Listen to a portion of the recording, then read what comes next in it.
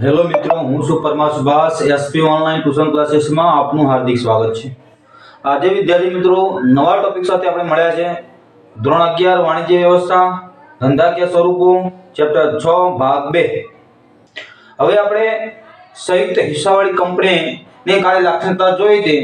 આજે આપણે જોવાની છે સંયુક્ત હિસ્સાવાળી કંપનીના ફાયદા. તો ચાલો વિદ્યાર્થી મિત્રો, હું તમારા માટે સરસ મજાનું લઈને આવ્યો છું. તો આજે આપણે સંયુક્ત હિસ્સાવાળી કંપનીના ફાયદા વિશે આપણે ભણીએ. તો અહીંયા આપણે સંયુક્ત હિસ્સાવાળી કંપની કહેવાય કોને, તો આપણે જોઈએ છે એના અહીંયા 5 મુદ્દા લઈને આવ્યો છું હું તમારા માટે. પરીક્ષાની અંદર મોસ્ટ ઇમ્પોર્ટન્ટ પ્રશ્ન છે, તમારી એક્ઝામની અંદર પૂછાઈ શકે છે, એટલે ધ્યાન રાખજો. પ્રશ્ન તમારી પરીક્ષાની અંદર આવી શકે છે.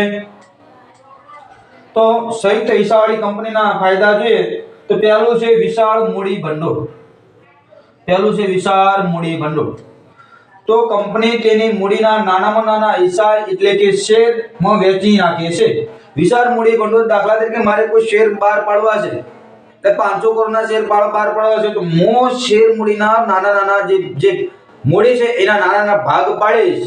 એ ભાગને હું શેર કહીશ, શેરમાં વેચી નાખી. પરિણામે કંપની વિશાળ મૂડી એકઠી કરી શકે છે.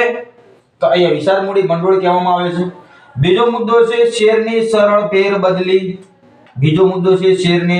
ફેરબદલી. તો માન્ય શેર બજારમાં શેરની લેવેચ સરળતાથી થઈ શકતી હોવાથી કંપનીનો સભ્ય ઈચ્છે ત્યારે શેર વેચી નાણાં મેળવી શકે છે. હવે ધ્યાન રાખો, માન્ય શેર બજાર, તો ભારતના માન્ય શેર બજાર બે છે.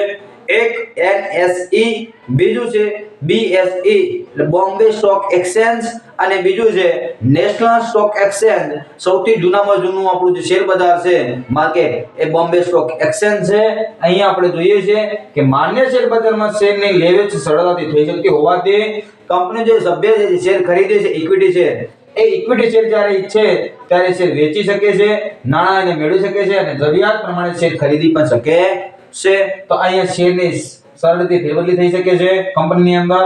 બીજું સભ્યોની મર્યાદિત જવાબદારી.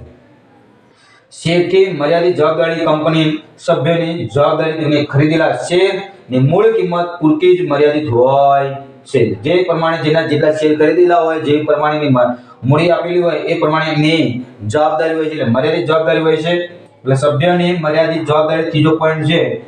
તો શેરની મર્યાદિત જવાબદારી વાળી કંપનીના સભ્યોની જવાબદારી પણ તેમને ખરીદેલા શેરની મૂળ કિંમત પૂરતી જ મર્યાદિત હોય છે.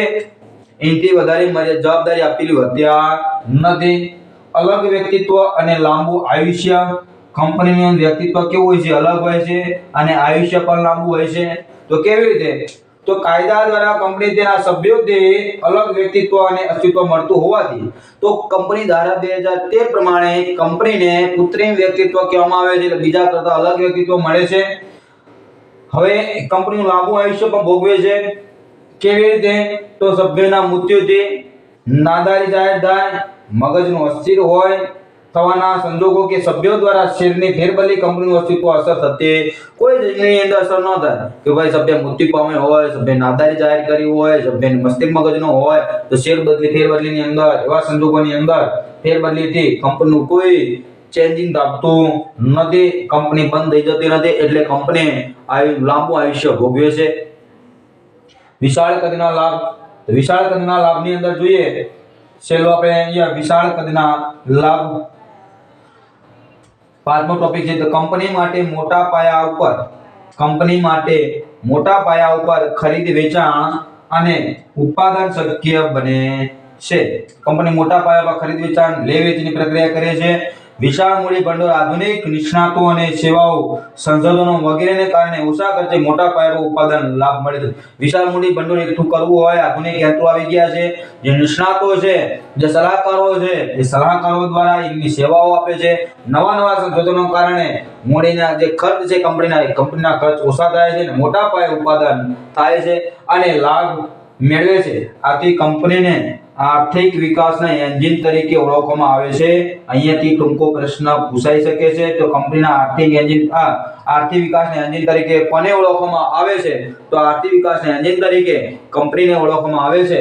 તો વિદ્યાર્થી મિત્રો, આ હતા સંયુક્ત હિસ્સાવાળી કંપનીના ફાયદા તો આપણે જોયા। તો વિદ્યાર્થી મિત્રો, તમને આ વિડિયો પરીક્ષાની એક્ઝામની અંદર જરૂરથી ઉપયોગી થશે।